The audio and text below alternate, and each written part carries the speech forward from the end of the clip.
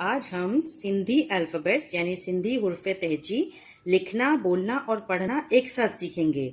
मैं चाहती तो आपको आसान सिंधी बुक में से रीड करवा सकती थी, ये हमारी बुक है, लेकिन मैं चाहती हूँ कि आपके साथ में राइटिंग भी अच्छी हो जाए, इसलिए हम साथ में लिखना भी सीखेंगे। तो चलिए जल्दी से शुरू करते हैं। अगर आप इस चीज़ को फॉलो करेंगे राइटिंग को, तो आपकी शुरू से ही सिंधी में अच्छी राइटिंग हो जाएगी और मे भी आपकी उर्दू की राइटिंग भी और अच्छी हो जाए। अगर आपकी सिंधी में राइटिंग अच्छी है तो और अच्छी हो जाएगी। इसकी छोटी सी ट्रिक है, वो मैं आपको साथ साथ बताती जाऊंगी। तो चलिए शुरू करते हैं। सबसे पहले सिंधी में हम लिखेंगे अलिफ। ये इंग्लिश की मार्जिन लाइन है। अगर उर्दू की मार्जिन लाइन यहाँ ड्रॉ की भी हो तो आपको एक उंगली छोड़ के लिखना है अलिफ। हम सीक्वेंस में ही चलेंगे, ठीक है। अब लिखेंगे ब। ब इस तरीके से लाइन पे ही लिखना है। सिंधी में लाइन पे लिखना बहुत कंपलसरी होता है ताकि आपकी राइटिंग शुरू से अच्छी हो जाए। इसके बाद आता है हमारे पास ब। ये बे के नीचे दो नुक्ते होते हैं और इस बे को थोड़ा सा प्रेशर देना होता है। इसके बाद आता है भ। इसमें नीचे 4 नुक्ते डलेंगे, बे के नीचे 4 नुक्ते, तो वो बन जाएगा हमारा भ। मैं साथ साथ आपको उर्दू में भी लिख के दिखा रही हूं ताकि आपको इजीली समझ में आ जाए। इसके बाद आता है सिंधी में त यानी ते। ये सिंधी में उर्दू जैसा ही ते होता है। इसके बाद आता है ते के ऊपर 4 नुक्ते। 4 नुक्ते यानी ये बन जाएगा हमारा थ। अलिफ ब ब भ त थ। अब आ जाते हैं ट की तरफ। ये भी ते जैसा बनेगा, लेकिन इसके अंदर 3 नुक्ते होंगे, 2 ऊपर 1 नीचे। ये है ट। फिर आता है हमारे पास टे की एक और किस्म। इसमें सिर्फ 2 ही नुक्ते डलेंगे। 2 नुक्ते होगा तो ये बनेगा ठ, यानी 2 नुक्ते ऊपर 1 नीचे तो ट, और सिर्फ 2 नुक्ते होंगे ऊपर नीचे तो ये हो जाएगा ठ। फिर आ जाता है हमारे पास स। स ये उर्दू जैसा ही स है। फिर है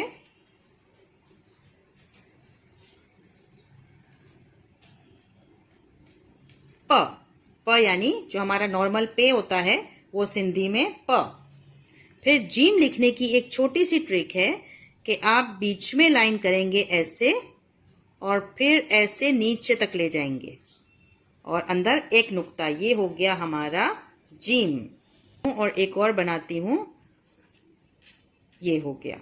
इसे हम कहेंगे य। य जो है वो जीम और दाल का कॉम्बिनेशन है, यानी इन दोनों की साउंड जब मिलाते हैं तो बनती है य, तो ये य बनेगा। फिर आ जाता है झ। कभी भी जीम के साथ अगर किसी चीज को जोड़ना हो तो जीम को ऐसे करेंगे और फिर ऐसे दाल बना के ऐसे 2 चश्मी है लगा के, तो ये हमारा बन जाएगा झ। जो नॉर्मल झ होता है वो भी इसी तरीके से लिखते हैं, और आप यहाँ पे इस तरीके से लिखेंगे तो ये झ। अब इसके साथ कोई भी चीज जुड़ सकती है, झंडो भी हो सकता है। झंडा जब हम उर्दू में लिखते हैं तो भी आपकी राइटिंग इसमें अच्छी हो जाएगी। एक और हमारा जिम जैसा ही बनेगा, लेकिन उसके अंदर भी 2 ही नुक्ते होंगे, लेकिन वो बराबर बराबर में होंगे। तो ये हमारा बन जाएगा ञ, यानी स प ज य झ ञ। एक और बार रिवाइज कर लेते हैं। अलिफ ब ब भ त थ ट ठ स प ज य झ ञ। ये जीम और नून की साउंड को रिप्रेजेंट करता है, यानी जीम के साथ नून गुन्ना जब हम एक साउंड बनाते हैं तो ये ऐसी वाली बनेगी, जीम और नून के साथ। अब आ जाते हैं च। सिंपल उर्दू जैसा ही च। फिर है च जैसा ही, लेकिन अंदर 4 नुक्ते, तो ये हमारा बन जाएगा छ। ये है छ। ज य झ ञ च छ। फिर आते हैं अब देखें ये बीच में ही लाइन हो रही है और उसके साथ इसका ये पेट बनता जा रहा है। ये हो गया ह। मैंने 2 लाइन इसलिए स्किप की है ताकि यहाँ पे जो मैंने अल्फाज लिखे हैं उसके बाद जब अल्फाज आए तो क्लियर रहे। फिर आ जाता है ख। ये भी नॉर्मल ख है। अलिफ ब ब भ त थ ट ठ स प ज य झ ञ च छ ह ख। इसके बाद जो हमारी वीडियो होगी वो होगी दाल के साथ, यानी दाल का खानदान शुरू हो जाएगा। जैसा कि मैंने आपसे कहा था कि अब हम अगली वीडियो में दाल के बाद से शुरू करेंगे, यानी कि दाल का खानदान शुरू हो जाएगा। ये है पूरा अलिफ का खानदान यहाँ तक, और यहाँ से है पूरा जीम का खानदान। अब दाल के खानदान पे आ जाते हैं, यानी दाल से रिलेटेड जितनी चीजें होंगी हम थोड़ा सा जल्दी जल्दी कवर करेंगे ताकि आपको बोरियत भी ना हो और आप जल्दी जल्दी सीख जाएं। दाल के ऊपर जब 2 बार 2 नुक्ते आएंगे तो उसे हम कहेंगे ध। क्या कहेंगे? ध। दाल खाली होता है, दाल के ऊपर जब 2 नुक्ते आते हैं तो वो हो जाता है ध। इसके बाद दाल के ऊपर जब ये एक किस्म के नुक्ते आएंगे, 3 किस्म के, 2 ऊपर 1 नीचे, तो इसकी आवाज निकलती है ड, यानी कि दाल और डाल के बीच की आवाज होती है। ये ड़ नहीं है, ये ड है, ड। इसके बाद दाल के नीचे सिर्फ 1 नुक्ता, ये है हमारा डाल, सिंपल डाल, द ध ड़ ड। फिर आता है दाल के नीचे 2 नुक्ते। दाल के नीचे जब 2 नुक्ते होते हैं तो वो हो जाता है ढ। दाल 2 चश्मी जब हम भारी अल्फाज कहते हैं उर्दू में। इसके बाद आ जाता है जाल। अब ये लिखने के बहुत सारे तरीके हैं, मैं आपको यहाँ पे थोड़ा सा रफ में सिखा देती हूँ। कहाँ सिखाऊं मैं आपको? जैसे ये ऐसा भी बना सकते हैं, ऐसा गोल भी बना सकते हैं, और थोड़ा सा ऊपर भी रख सकते हैं, और ऐसा भी बन सकता है। यानी इसके कुछ स्टाइल्स होते हैं। एक्चुअल स्टाइल है वो है ये वाला, ऐसे बना के और जाल, ताकि ये दाल के खानदान का आपको क्लियर हो कि ये दाल का खानदान है। ये जाल तक हो गया। अब आ जाते हैं रे के खानदान पे। रे की जो लिखने की अच्छी सी फॉर्म है, बिल्कुल प्रॉपर फॉर्म, वो होती है आधा इधर आधा नीचे, आधा इस लाइन पे आधा लाइन के नीचे। तो ये हमारा बन गया र। रे लिखने का एक और स्टाइल है, वो मैं आपको बताती हूं। ऐसे, ये थोड़ा सा टफ होगा बच्चों के लिए, अगर चाहें तो ट्राई कर सकते हैं आप लोग। वैसे रे को इस तरीके से भी लिखा जा सकता है। फिर आ जाता है रे के ऊपर 4 नुक्ते, ये हो जाता है ड़, इसकी साउंड है ड़। फिर है जे, जो नॉर्मल हमारा उर्दू जे होता है, ये भी जे ही है, जेर नहीं जे। ये हो गया हमारा यहां तक बे का खानदान, यहां से लेके यहां तक जीम का खानदान, खे तक, दाल से यहां तक दाल का खानदान, और ये रे का खानदान। अब आ जाते हैं नए अल्फाबेट पे। नया हुर्फ है सीन। सीन लिखने का ये तरीका है कि 2 छोटे इस लाइन पर और 1 नीचे के साथ बड़ा वाला, ये हमारा सीन। सीन या श भी कह सकते हैं। स श, द ध ड ड़, सॉरी ड ड ढ ज र ड़ ज स श। स्वात, ऐसे बबल जैसा बना के इसके साथ फिर ऐसे, ज्वात। तोय या तो, ज़ौ। आइन लिखने का सबसे अच्छा तरीका है एक छोटी सी गोल और उसके साथ ऐसा बड़ा वाला। आइन, अ ग ग, फ। अब फे के ऊपर जब 4 नुक्ते आएंगे, ये स्पेशल अल्फाज में है।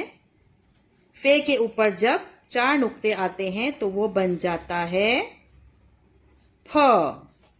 इधर हमने पे का खानदान में फ का जिक्र नहीं किया था, लेकिन जब फे के ऊपर 4 नुक्ते आते हैं तो वो उसकी साउंड निकलती है फ। What will be the sound? फ। फिर क, اس کو بھی چھوٹا سا ایسے لے کے ایسا کریں گے اور پھر 2 نقطے ق. اس کے بعد سندھی میں کاف لکھنے کا سب سے اچھا طریقہ ہے ایسے ایسے، یہ ہے ک. یا پھر آپ کاف کو تھوڑا سا اوپر کر کے بھی شروع کر سکتے ہیں، یعنی کاف لکھنے کے 2 طریقے ہیں. یہ ہمارا ہوتا ہے کاف، اردو میں کاف. کاف اردو سندھی میں اس طریقے سے کاف لکھا جاتا ہے، اور جو یہ والا کاف ہے اسے ہم کہیں گے کھ. کاف 2 چشمی ہے کھ. آپ کو شاید تھوڑا سا کلیئر نظر نہ آیا ہو، یہ ہے ک، یہ ہے کھ. کاف 2 چشمی ہے کھ. پھر آ جاتا ہے گ، نارمل جو گاف آتا ہے گاف. اس کے بعد یہ گاف کا خاندان چل رہا ہے. گاف میں بھی اپنے اپنے خاندان ہیں.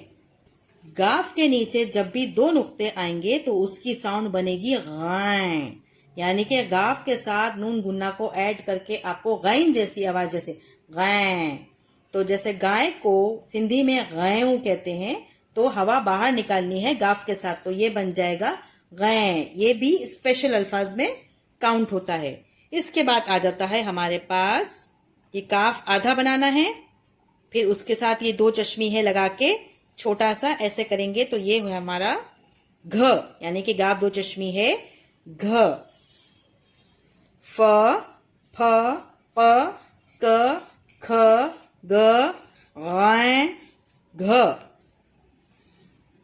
اس کے بعد گاف کے اوپر 2 نقطے لگتے ہیں، اسے گاف اور دال کی کمبینیشن والی ساؤنڈ کہیں گے گی. کیا کہیں گے؟ گی. پھر آ جاتا ہے لام. لام کو ایسے لائن سے لے کر نیچے سے ایسے لیں گے. پھر آ جاتا ہے میم. میم کیسے بنائیں گے؟ ایسے دال کی طرح جوڑ کے ایسے، ایسے دال کی طرح جوڑ کے یا گول بنا کے ایسے لکھیں گے تو یہ میم بنے گا. اردو میں ہمارے پاس میم ایسا ہوتا ہے جب ہم اردو اوپر سے یوں میم لیتے ہیں اور پھر نیچے لے جاتے ہیں. سندھی میں میم اس طریقے سے ہاف لکھا جاتا ہے، اور جب آخر میں لکھنا ہو، یعنی اس کی ساؤنڈ چونکہ م ہے اس لیے اس کو اس طریقے سے لکھا جاتا ہے. پھر آ جاتا ہے ہمارے پاس ن، نون. ایک نون جیسا ہوتا ہے، اس کے اندر ایک توئیں بنی ہوئی ہوتی ہے، اسے کہتے ہیں ڑ. یہ بھی اسپیشل الفابیٹس میں ہے. آپ چاہیں تو ہماری سندھی کی جو پہلی حرف تہجی کی ویڈیو ہے آپ وہ جا کے ایزیلی دیکھ سکتے ہیں. اس میں سب کی ساؤنڈ سکھائی گئی ہے کہ کون کون سے ورڈز کی کیسی کیسی ساؤنڈ نکلے گی. خاص کر کے اسپیشل یہ حرف تہجی ہے جو ہم پڑھنا، بولنا اور لکھنا سیکھ رہے ہیں. اس کے بعد آتا ہے ہمارے پاس واؤ. واؤ ایسے بنا کے اور ایسے نیچے چھوڑ دینا ہے. پھر 2 چشمی ہے. 2 چشمی ہے کو بھی دال کی طرح بنا کے لیکن اندر سے ایسے لینا ہے. تو یہ لائن پہ، یعنی سندھی کی سب سے اچھی ٹرک کیا ہے کہ آپ سب چیزوں کو لائن پہ لے. یعنی عربک میں بھی اگر آپ کو الف بے پہ سیکھنی ہو تو وہ بھی لائن پر ہی ہوتی ہے. اردو میں ہم اوپر نیچے کر لیتے ہیں، لیکن سندھی میں اگر ایسا لائن میں کام کیا جائے، ہم آگے جب ورڈز لکھنا سیکھیں گے یا پڑھنا سیکھیں گے تو میں آپ کو بتاؤں گی کہ اس میں جب ورڈز ہم لکھیں گے تو اس میں رائٹنگ کتنی اچھی ہو جاتی ہے. اس کے بعد حمزہ، اور پھر چھوٹی یہ کی چھوٹی سی ٹرک ہے، چھوٹا سا ادھر ایسا بنانا ہے اور نیچے ایسے بڑا لے کے جانا ہے. ٹھیک ہے، ایسا سی بنایا اور یہ بڑا سا اس کا پیٹ یہاں سے لے لیا اور یہ ہمارا بن گیا ی. اب یہ جو ہے وہ چھوٹی اے کے لیے بھی یوز ہوتا ہے اور بڑی اے کے لیے بھی، کیونکہ اس کی ساؤنڈ ہی ی ہے. تو آئی ہوپ کہ دیکھیں آپ کو یہ الف بے پہ پورا ایزیلی سمجھ میں آ گیا ہوگا. میں آپ کو ایک بار سے ریڈ کر کے بتا دیتی ہوں. الف، الف کو الف ہی کہیں گے یا الف، ب، ب، ب، ت، تھ، ٹ، ٹھ، س، پ، ج، ی، جھ، ஞ، چ، چھ، ہ، خ، د. یہ نقطہ نہیں ہے. د، دھ، ڑ، ڈ، ڈھ، ز. دال کے اوپر 2 نقطے تو دھ، اور دال کے جب نیچے 2 نقطے آئیں گے تو ڈھ. یہ اس کی نشانی ہے، آپ یاد کرنے کے لیے بھی ایزیلی اس کو رکھ سکتے ہیں. یہ پوائنٹر ہے, یہ ٹریگر ہے, یاد کرنے کے لیے ٹریگر ہے. اور اگر اوپر 3 نقطے ہوں گے تو ڈ, اور صرف ایک نقطہ ہوگا دال کے نیچے تو وہ ہو جائے گا ڈ. ز, ر, ڑ, ز, س, ش, سو, ز, ت, ز, یعنی میں اس کو زوئیں بول دیتی ہوں, توئیں, زوئیں, ا, غ یا عین غین, ف, پھ, ق, ک, گھ, گ, ی. یہ گاف اور یہ گاف گین کی ساؤنڈ دے گا, یہ غین یا نون گنا کی ساؤنڈ. غائیں, غائیں, گھ, ی, یہ گاف اور دال کی ساؤنڈ دے گا. ل, م, ن, ڑ, و, 2 چشمی ہے, حمزہ, ی.